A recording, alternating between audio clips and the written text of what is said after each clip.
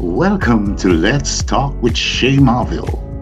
Shay is an internationally certified yoga and meditation teacher, a corporate wellness pioneer, and founder of the Limitless School of Human Relations.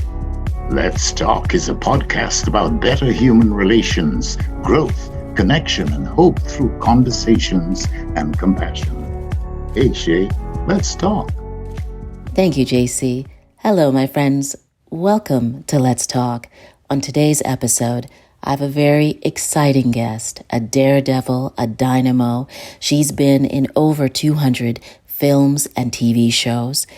You often don't see her face. Her name is Angelica Lisk Hann, and she is the first Black woman to be a stunt coordinator in Canada. Angelica, welcome to Let's Talk. Excited to be in your pod. Oh my gosh, I am so when I discovered that there was a pathway to connecting to you and having you on the show, I got goosebumps. And so I'm just so incredibly grateful that you're here and that you're open to sharing your experience as a stunt performer, as an actor, as a coordinator, and as a stunt woman, and the first of many things. So let's just get into it. Okay, how are you doing, first of all, because of this wild pandemic that we're living through? I would say I am a few pounds heavier, but I am happy. It's interesting when all of this happened and in March, and everything kind of shut down. We'd just come back from a beautiful vacation away. And, I was getting ready to start another show. And then all of a sudden, everything started shutting down. And, the world was trying to figure out what was happening. And in that time, I just recall I worked so hard the year before. So I said, I'm just going to relax. January, February, I'm going to take off and spend some time with my husband and just, practice some self-care and just kind of. And then all of a sudden it was like, no, you're not going to work again. You're actually not going to work again until, we didn't know. I didn't work for months and months and months and months. And it was very unnerving as, we were all going through the same thing. I'm not an essential worker. So I didn't get back to work until September. And, I'm doing good now because I really think I appreciate things so much more. Through this experience. I appreciate my husband probably a little bit more. Seeing how much patience he has with me. I appreciate my work more, being able to go there and create and be creative. And I appreciate my family more that I don't see other than on Zoom because, we don't want to get too close to our parents. Of course. I'm going into work every day around a couple hundred people a day. So it's been a really eye-opening experience. And I really think that I've learned a lot. So I wouldn't say it was a completely bad thing. No, it's transformational in every level. And some of that is good and some of that is bad. And I think we're like becoming new people, right? I will agree with that. Yes. I'm curious about how your work has changed now that we are living through a pandemic. How do you coordinate and, work with actors and create the way you need to for a movie, but in a pandemic?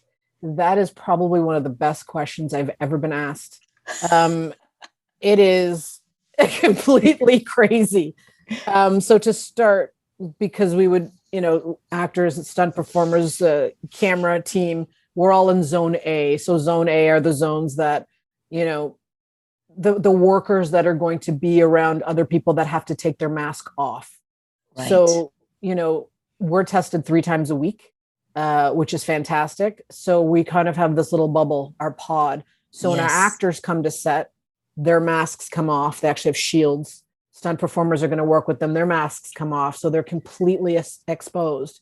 We have double masks. I wear goggles or a shield as well. So as you can imagine, just communicating verbally over a walkie-talkie is difficult because now you've got 2 layers in between. We used to be able to look at each other and mouth the word, or you don't realize how much you use your mouth without speaking to communicate with people, or your face. Of course. So there's a lot of times when things are happening and you're just, okay, we'll just wait till this shot's over and then we'll just have to talk it through. But with stunt rehearsing now, when we're rehearsing, the stunt performers have to keep their masks on. And I'm not going to get into if I believe it's bad for you to wear a mask and breathe heavy or not. I'm not a doctor. Right. I'm not a scientist, but yes. I will say that it's very difficult for them to perform at a level with wearing 2 masks. I'm sure. So there's lots of mask breaks. Yes. Lots of go outside, take off the mask, get fresh air, get water. It takes a lot longer to shoot our previs. So when we want to shoot what the stunt scenes will look like and present to our director and our producers, shooting that takes a lot longer because of all these little breaks. And then with the actors, I'm not really calling the actors in to come to these rehearsals because I don't really want them having their masks off. And we don't want to be the, if there's a mistake made in giving them COVID. So these actors have been great because the action that, we're creating, I'll shoot the previews and show them so they have an idea of what they're doing, but not until we're there on the day. And I'm like, okay, come on over here. We're going to do this. You're going to go here. This arm's going to go here. And they've been so good and everyone's really stepped it up and they've kept up. The show that I'm on right now, Clarice, it's set in the 90s. It's an FBI show, and it's a spinoff of it takes place after Silence of the Lambs. Yes. It's about their lead character. So the types of action and fights and things that we have, it's not something like a Titans, or it's not something like a big artsy big martial arts show. Right. So we're lucky in that way. So I would say it would be good to talk to people that, like, there's a friend of mine, his name's Larnell Stravel, and he's he directs, and he also is the stunt coordinator on something like Titans. It would be good to talk to him to really get into how are you guys rehearsing all of these fights? Like, it's just fights after fights after fights, 10, 12, 15 people at a time coming at each other. Wow. So I think we're all dealing with it in different ways. Yes. But for what I'm doing right now, it's worked pretty well.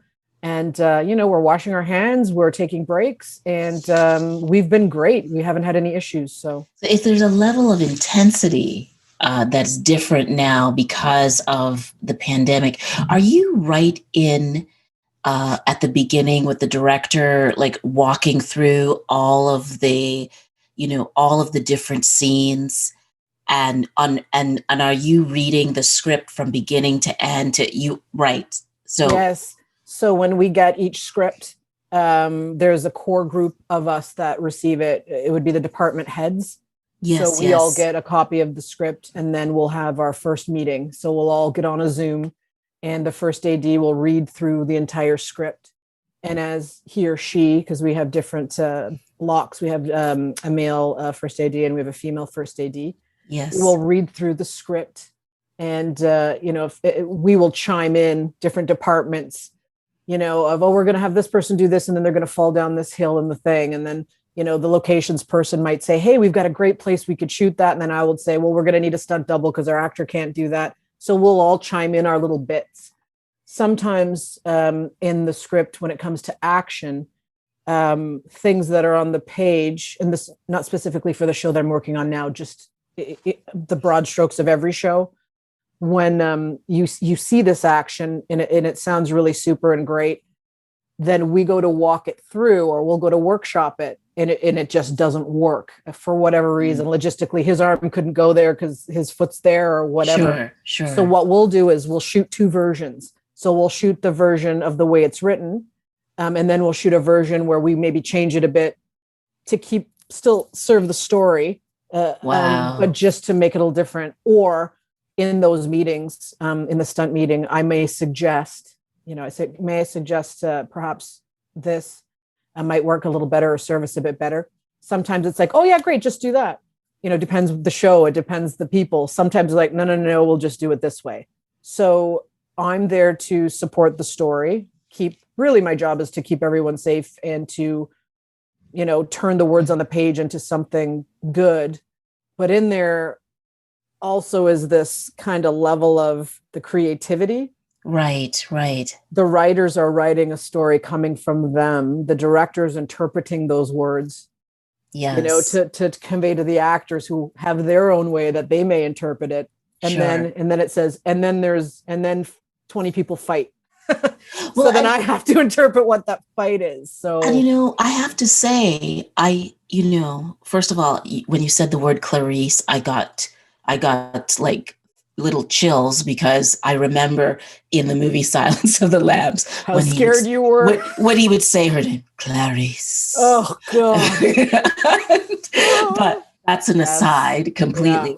Yeah. I really had not thought about like the kinesthetic intelligence that you have to also be able to create in this intuitive way that is organic and natural and yet safe and and coordinated. Like it's really like art and science. You're so eloquent.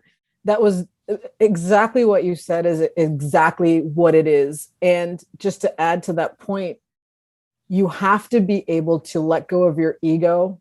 If they don't like your little fight for whatever the reason, and they want to go in a completely different direction. And that's the hard part, because inside you're like, what do you mean you didn't like my fight? It took me a day, Yes. And you have to go, oh, okay, well, what do you think? And then they'll tell you, sure. And then you'll make up that fight. And that fight might even be a better fight. But you have to let go of your ego and realize the show that you're on, coming in as a stunt coordinator or a fight coordinator, it's their story. You're helping them tell their story. It's not your story. Right.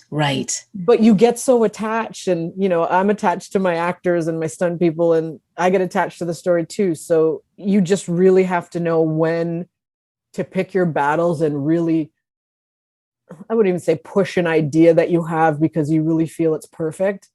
Your vision may not be the same as your director or your producer or your writer. And you have to be okay with knowing when just to give it up. Be like, okay, let's do this. And let it go and leave then, it. Yes. And be excited about the next thing. I think that's the hard part. It's the whole idea of your energy. So they didn't like that. Okay, that's fine. It's not a reflection on you as a person of who you are. Let it go. Let's try the next thing.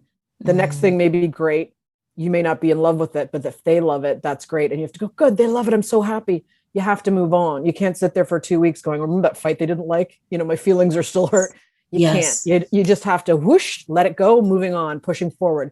That's one of the lessons. And in the beginning, I wasn't very good. To lie. No. I'm a lot better now. You're better now. But how did you find yourself in this? Because I read you were an Olympian or training to go into the Olympics, which I think when you're training to go into the Olympics, you're an Olympian. Like you're because that level that you have to be able to perform at. Hey, I missed that Olympic style body right now, I'll tell you. I know. Don't talk to me about that. I literally last week stopped having a desire for bread. Like it's taken 12 months. Teach me how that works, and if it works with baguettes as well. I have eaten bread every day of this pandemic. It's so comforting. It's so comforting. But how did you find yourself in this work? It's so unusual, and yet how many things, when I think about how many things I watch where a stunt human is necessary, it's everything. And it's crazy. I think so. In the very beginning stages, when I was young, I became really, really interested in sports right away. I think because I grew up in a really small town and I was the only person of color for hundreds of miles, that I needed to find something that would was it Trent? Trent in Ontario. Yes. Okay. I needed to find something that people would be, oh, cool. What does she do? That's kind of neat. Instead of like, what is this here? This tall, skinny thing with this big afro and full of pimples, of course. And, just getting called all the names and having all the problems. I found that skinny, long body with the afro and all the pimples was really, really good at sports. So it's almost like it's the reward. I do this, the reward is, oh my God, that was great. And it's good attention. So Yes. I, at a very young age, I kind of realized that I do this, I get the reward, I do this. And I'm doing the same thing now, really, aren't I? Yes. I'm performing this thing or providing the service and, getting the reward.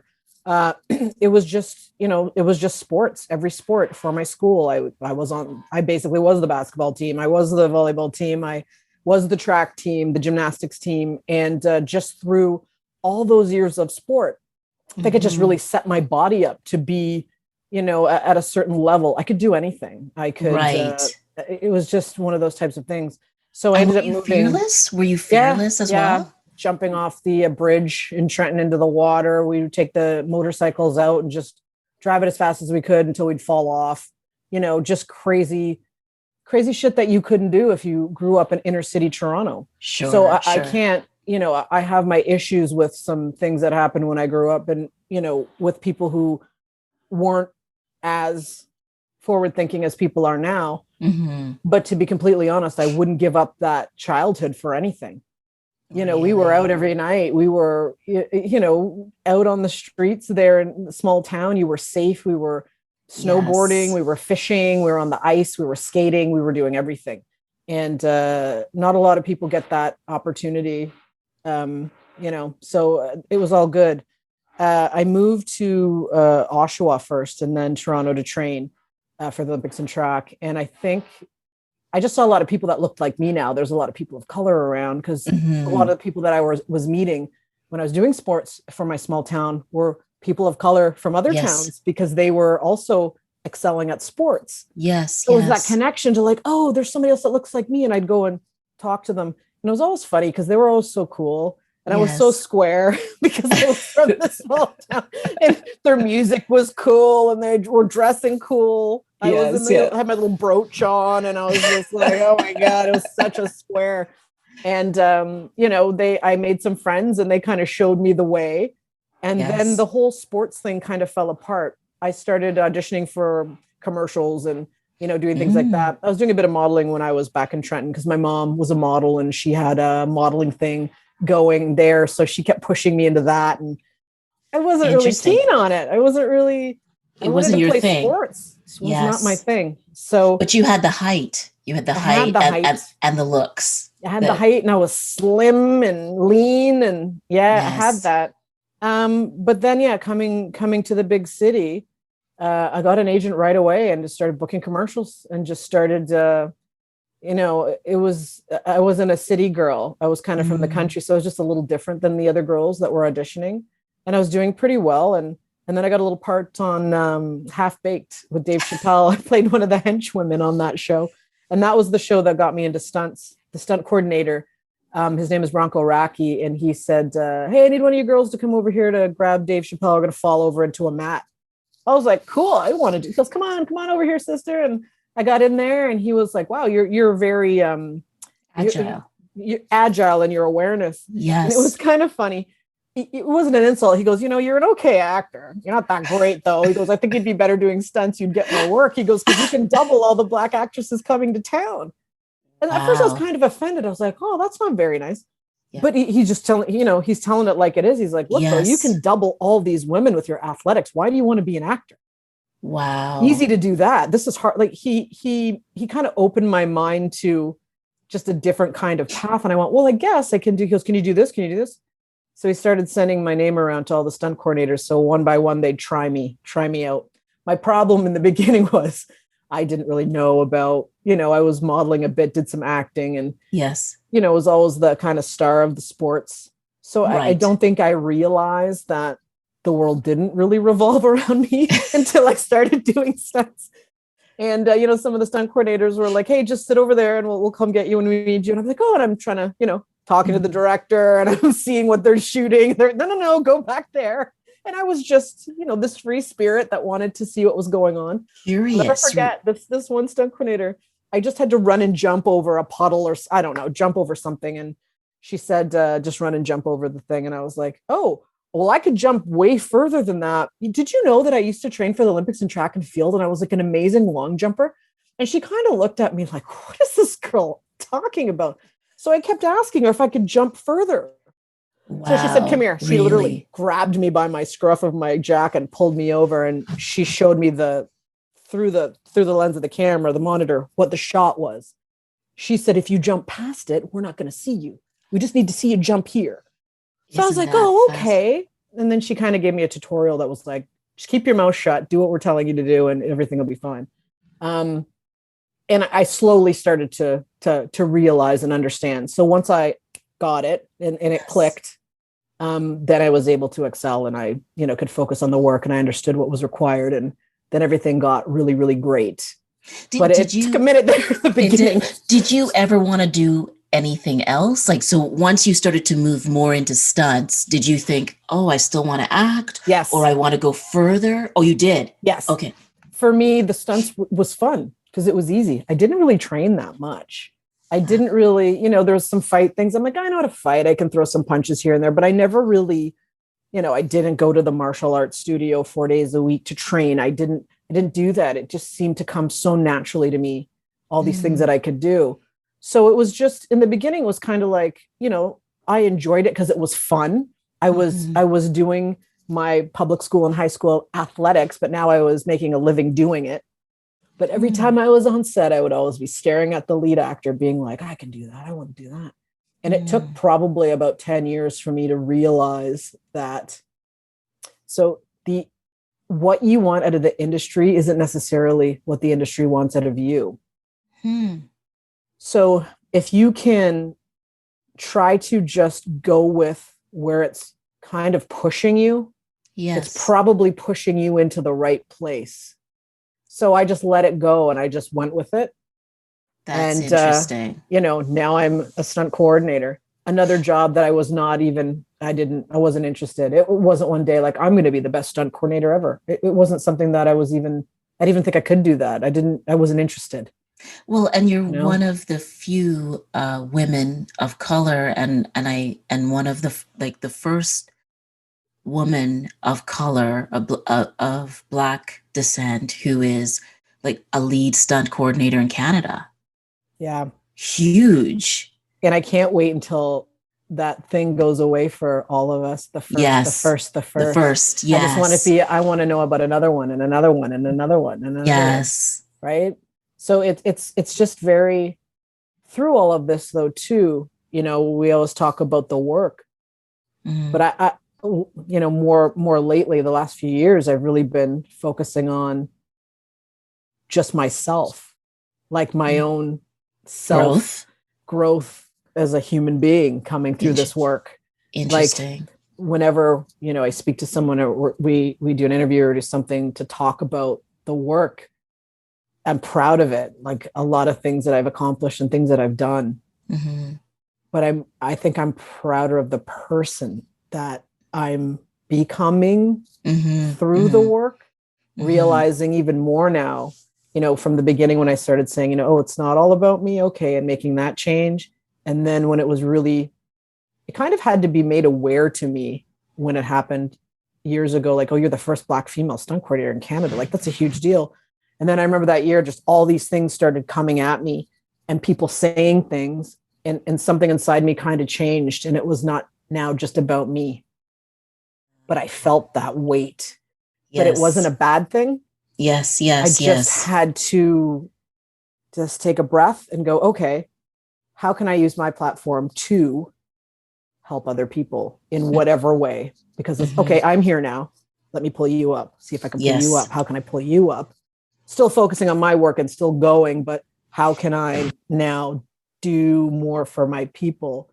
And it's interesting because I always feel like when I say my people, that's so many different people. It's not just one group, right? It's, yes. And because you're like United Nations in terms of your background, right? I'm so mixed. Yes. So it's interesting. I am mentoring a white male as a stunt coordinator. I'm mentoring a Latina female. I am mentoring a French Canadian female. And I could go on. I think we always too have to be very careful when we are talking about race, and especially through work. I don't want to separate us. I want us all to be together. And I think we can all have a career and have a piece of this amazing industry, right? I don't think it should be for one group of people. I think it should be for all groups of people. And I feel like we're coming into a balance. Yes. A lot of people have their different opinions of what they feel this industry should look like. Yes. But really, if I just look outside, it's what it should look like. No? Yes. Yes. It's really not that hard to right. me. I think it's pretty simple. What I see outside should be what we see on our screen. So, yes. I've said this on quite a few interviews when, if I'm asked to provide 10 police officers for a scene, guess what they're going to look like? They're going to look like all different shapes and sizes and colors of people, because that's what the police look like outside. Yes. It's not going to be 10 guys that are the same height, same weight, and same skin color. Not for any other reason that's not what it looks like. Well, and that's not what we are. What I'm saying? That's not what we are. Don't you think also this idea of diversity is also about creating more inclusive education and experience? So, like, I read that, I don't know if this is true, maybe you could verify that there aren't a lot of stunt humans who are people of color. So sometimes if you have a person of color, you will have a stunt person who is their double, who is white, and their skin will be painted or made darker or something. Like, is that something that's true? Or it is, and it's happened since there was film and television. Back in the day, before you and I were around, and films first started out, there were men being stunt doubles for women. That was the kind of thing, because back then, women weren't driving cars and sliding them all over the place. So they'd throw a wig on a man because there was no one. So he would get that work done. It's a really super tricky topic. Yes. And whenever it has to be talked about, I feel sometimes I get not misquoted, but it's hard to, like, I'm not here to make everybody happy. I'm just here to kind of tell it like it is. Yes. Basically, how it is now, we have enough people of color to facilitate and to perform the work that is available. They're looking to do. Maybe years ago, I just I'll, not even example, make up a story. So let's say there's a gag and there's a car that needs to blow up, go off a cliff, and whatever need be. And the person that's driving it is a tiny Asian woman. And we don't have a tiny Asian woman that can do that with a car. So what do we do? Or whoever show it is, what do they do? Do they take away this action for this character to have and change it to something else? Do we search high and low to find this woman that can drive? And even if whoever may find this woman, will she be available? Can we get her here? Can we whatever? So there's a lot of different things that happen where a producer, director, stunt coordinator, whatever the case may be, it's not like it's a lie. It's like, there is nobody that can do this. We're going to have to put a guy in the car. Sure. Then we say, so should it be an Asian man instead of it being, or should it be a white woman? Yes. Shall we keep the gender and change the race? Yes. Shall we? So it's not this whole thing is not. It's not cut and dry. It's not cut and dry, and it's not a few paragraphs of an answer of how to fix it. Yes. But it's just every instance of something like this, just for it to be talked out. There are stunt coordinators that will go through hell to find this woman. Yes. There are stunt coordinators that, will go right away. Nope, there's no one. I'm just going to let my whoever do it. This person will do it. And the producer's like, okay, cool, no problem. So in terms of color, people of color, a colleague of mine. Her name is Juandis Candice, and she is fierce. And she's in Atlanta. She's a stunt woman. She's an actress. She is just one of the best drivers ever. And she's just a wonderful person. She started a website called Stunt POC. And you can go to Stunt POC and guess what you can find? All of those people that you said didn't exist. Wow, that's fantastic. So, in the beginning, she had a few people that were upset with her that she did that, and she lost work over it. Sure. But the majority of stunt coordinators of every race and color patted her on the back and said, "Thank you so much for doing this, so we know where to go find people." See, okay, but you see, that is such a brilliant example of, oh, I see there's a problem here. I see it because of my experience, right? Mm-hmm. And because of my experience, because I see a problem, guess what? I also have a potential solution. You are so bang on everything you've been saying today. Like, this is beautiful. I love this example. Yes. It's perfect because it's not about exclusion. Nope. It's not about, tit for tat. It's just about, I see something that you haven't noticed because your experience doesn't allow you to notice this. Yes. Okay. So now I'm going to show you this is a way to do it. And this is what we need. 1,000%. Thank you for saying that. I can get 100 of my stunt friends from town. We can paint our faces black and walk up and down the street saying no paint downs. Or there are different things you can do to raise awareness. Or she can do that and be like, "Hey, just look here." Yes. I just bought a slide car.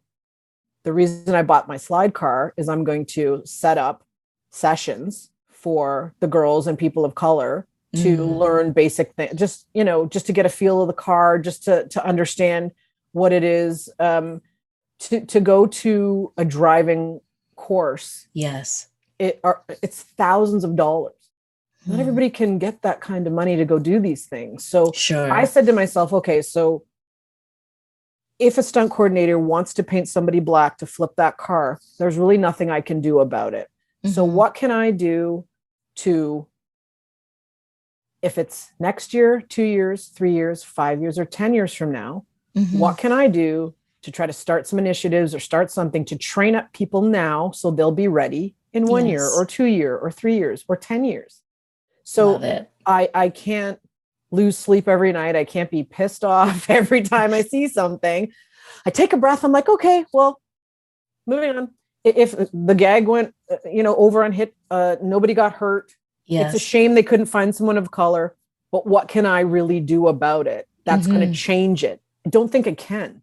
But what I can do is make sure moving forward, we'll have more people that we can put into those spots. And I think that, there are a lot of different ways to get things done. Yes. And I feel, just for me personally, yelling and screaming and demanding, it just doesn't work for me.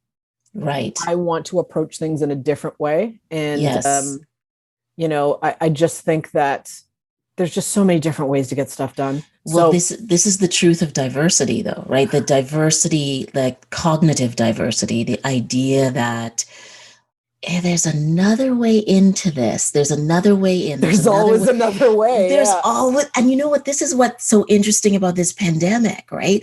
Like, how many things were we told up to 2019 you cannot do? I don't even know what's real, what's not. Right. I wear my mask, I wash my hands, and I hope it'll all go away. I don't argue on Facebook with people that believe it, that don't believe it, because there's no point. Because I don't even know what's going on. So no. I'm totally using this experience as a growth period. Yes. And simply that means like growth, mentally, emotionally, like looking at things, listening. My daughter, who's 16, she said to me the other day, she was talking to me about her experience of being in the lockdown. And we live in the same house. We are locked down together. But her point of view as a 16-year-old is profoundly different from mine. And I have to say, I was like listening to her, and it was like I was drinking water, like I was in the desert, because it was so fascinating what Wow. she was sharing about her observations, even though we live in the same house. So I just Wow. think, you know, we have to be interested and okay to go in from different ways. Yeah. Do you ever stunt for men? Oh, I did once. Yes. I won't say the show just because it was interesting because I think the actor actually felt a bit emasculated by it. And we had a good conversation though, and he understood what was happening. It wasn't even really a stunt. Okay. There was a car that had to pull up really fast and just stop, and there was a camera right here. Yes. And it was a period car. So it was a 1990s real sporty thing. And it was a standard. But it was a very strange standard, like just the way the first, second, third was. Reverse was close to, it was just very complicated. Yes. So the gentleman got in the car and it just kept burping and he just couldn't do it. And then the director just goes, "Where's Angelica?" And I was in the corner because we're doing a stunt thing next with the car. And I'm like, oh gosh, I knew what he was going to say. And I'm like, oh, I just feel so bad for this actor. And I'm like, "I'm right here." He goes, "Get in the car." I was like, ah. So at least it was a black gentleman. Yes. And he had a toque or something on. So they give her the hat, get in there. So I got in and a couple takes, we did it and opened the door and he just looked at me and he's like, he pouted. I'm like, "Hey man, don't worry about it. We just had to get it done." He's like, I can't drive standard. It's not the end of the world. So I'll say that's really the only time I doubled a guy. And it wasn't a plan. It just happened, whatever. But yeah. Did you ever, I mean, as you got deeper into this work, did you ever start thinking, okay, I don't know if I can always do this? Like, did you question your longevity? Did you think you would be doing this work now? It's interesting. I still perform. Yes. But now I luckily have the luxury to pick and choose what I'd like to do.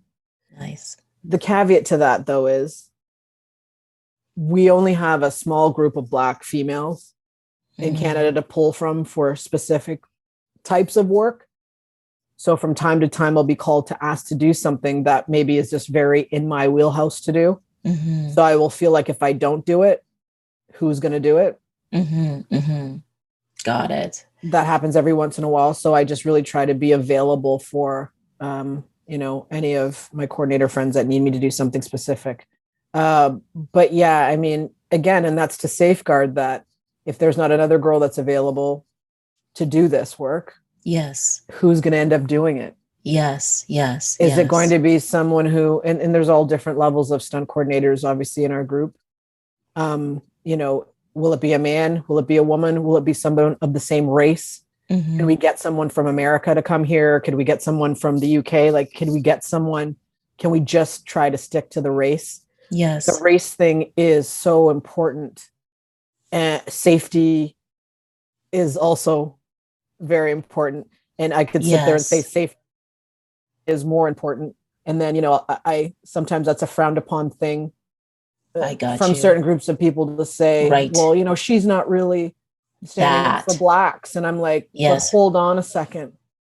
And without getting into it too deeply, if you don't have the right person in the car, on the motorcycle, hanging off of something, if you're putting somebody in that position just because of their color and they get hurt or they get killed or they kill someone else. Yes. My job first as a stunt coordinator is to make sure everybody goes home in one piece. So that's why for me, and likely the majority of my other brothers and sisters who are Black, who are stunt coordinators, it's a conundrum every time.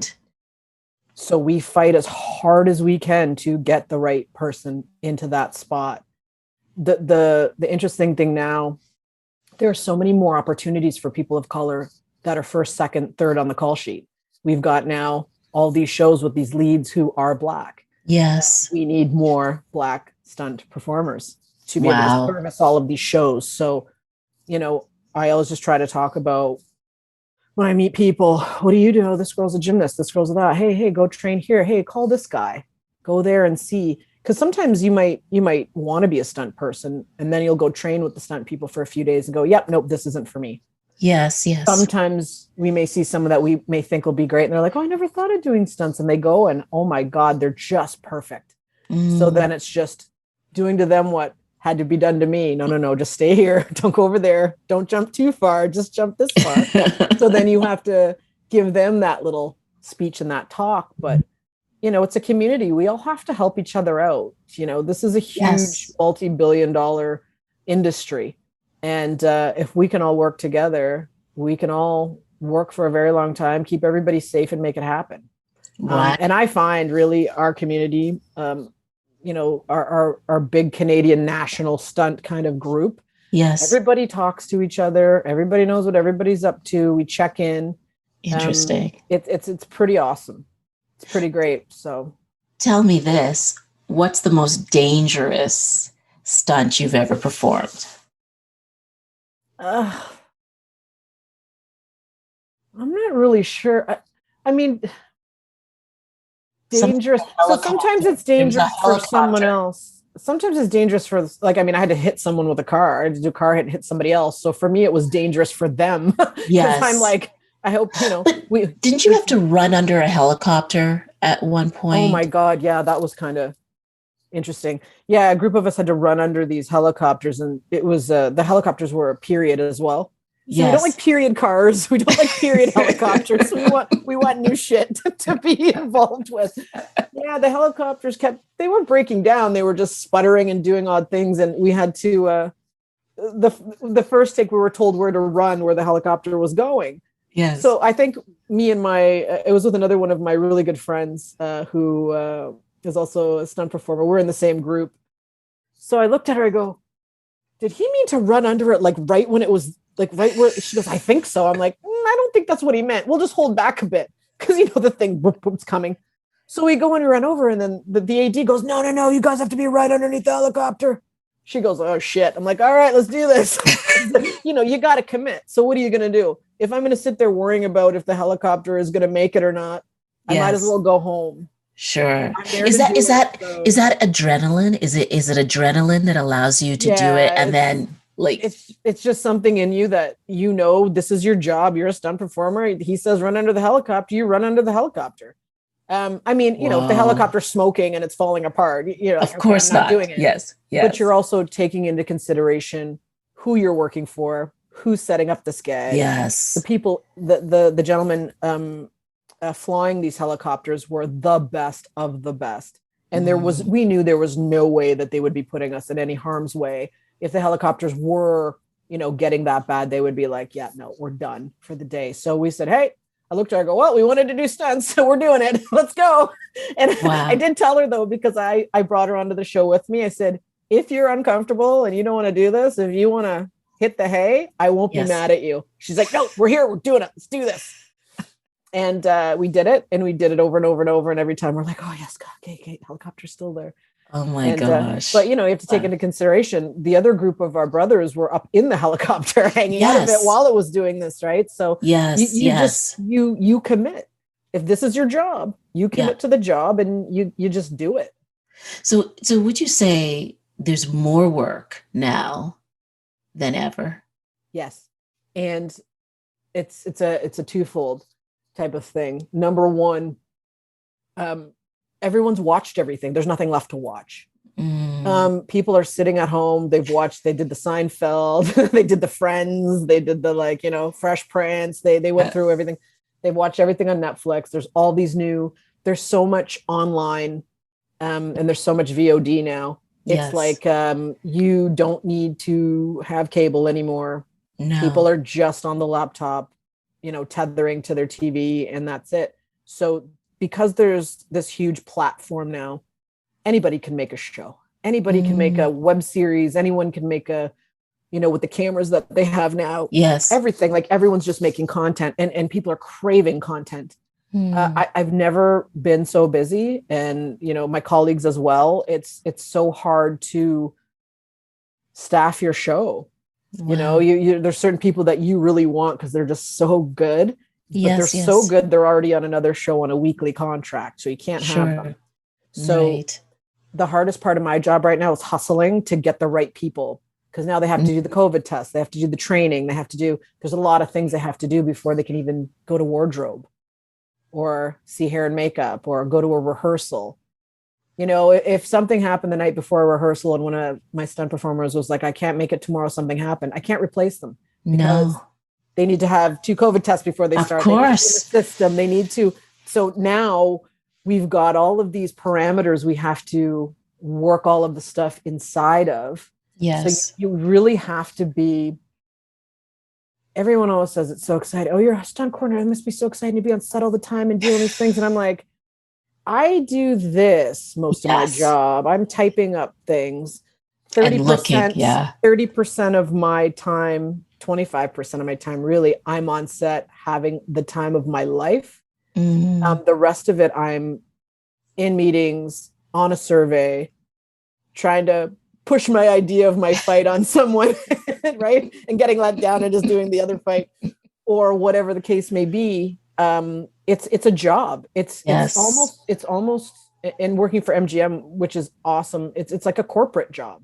Yes. You know, interesting. It's turned into, you know, the stunt coordinating thing back in the day was, you know, it was cowboys who would come out to the shows and they had their horses and they'd show people how to fall off. And then there was, you know, it evolved through the years. What a stunt coordinator is a completely different animal. And that's why I think it's so great that more women are getting involved. There's more, like, it's just, you know, I say this all the time, but creativity flows through a man or a woman.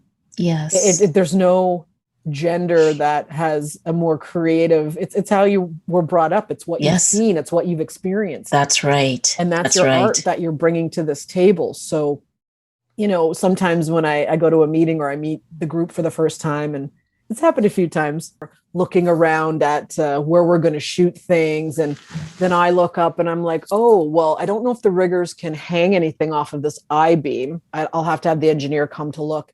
And then, you know, 5 people turn around, they look at me and I'm like, I wave. Are you guys all right? They're like, I'm like, I'm the stunt coordinator. They're like, oh God.